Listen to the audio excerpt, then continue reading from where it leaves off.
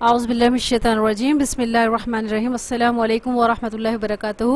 25 بڑے مسائل کا حل فرمان رسول صلی اللہ علیہ وسلم کی روشنی میں ایک بدو رسول اللہ صلی اللہ علیہ وسلم کے دربار میں حاضر ہوا۔ اس وقت وہاں حضرت خالد بن ولید رضی اللہ تعالیٰ عنہ بھی موجود تھے۔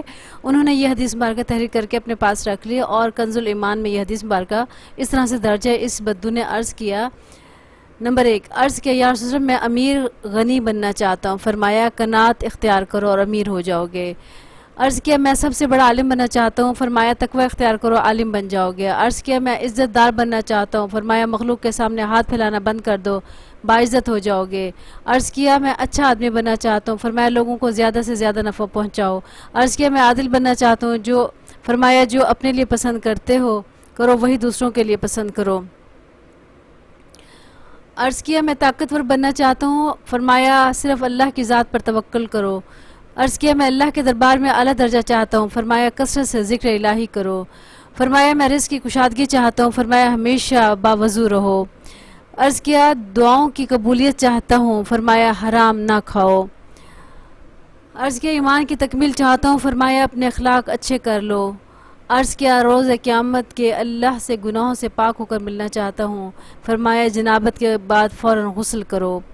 عرض کیا گناہوں میں کمی چاہتا ہوں۔ فرمایا کثرت سے استغفار کیا کرو۔ عرض کیا قیامت کے روز نور میں اٹھنا چاہتا ہوں۔ فرمایا ظلم کرنا چھوڑ دو۔ عرض کیا میں چاہتا ہوں اللہ مجھ پر رحم کرے۔ فرمایا اللہ کے بندوں پر رحم کرو۔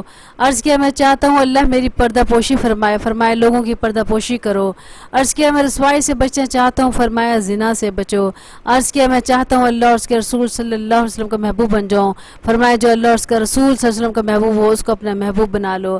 عرض کیا میں چاہتا ہوں کہ اللہ کا فرمانبردار بن جاؤں۔ فرمایا فرائض کا اہتمام کرو۔